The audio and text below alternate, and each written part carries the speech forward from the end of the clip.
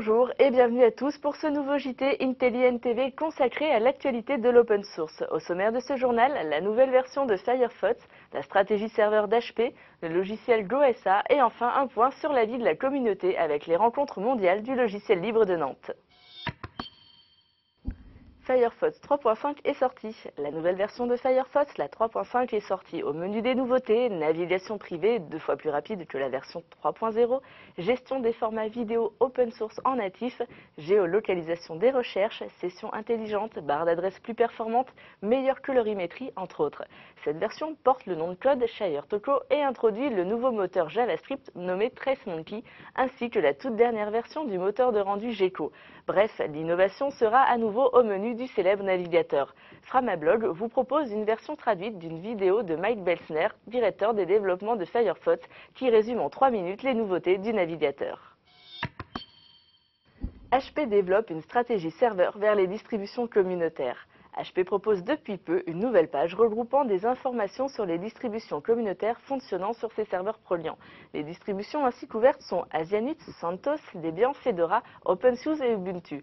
HP va ainsi publier ses outils de supervision matérielle, le Smart Start Scripting Toolkit pour l'automatisation des installations, la System Management Homepage, la gestion des contrôleurs RAID Smart Array avec l'AQ, l'ensemble des firmware.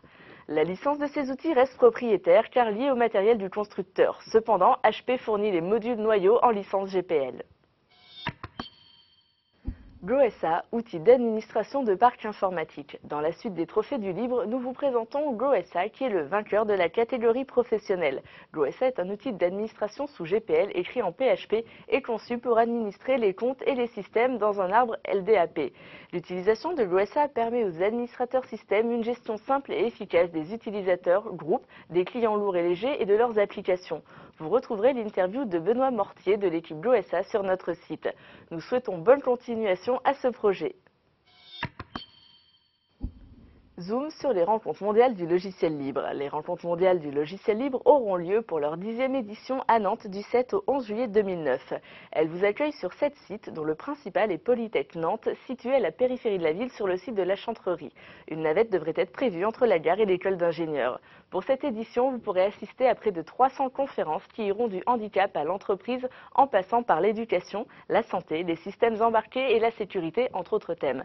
Mais les rencontres mondiales du logiciel libre sont aussi l'occasion de rencontres plus conviviales au sein du village associatif, mais aussi à travers la culture, avec des concerts, des films, des jeux, des expositions et en point d'orgue les assises de la culture libre. Nous vous invitons à consulter le site internet de l'événement où vous trouverez tous les détails de ces journées ainsi qu'un plan OpenStreetMap pour vous aider à situer les différents lieux.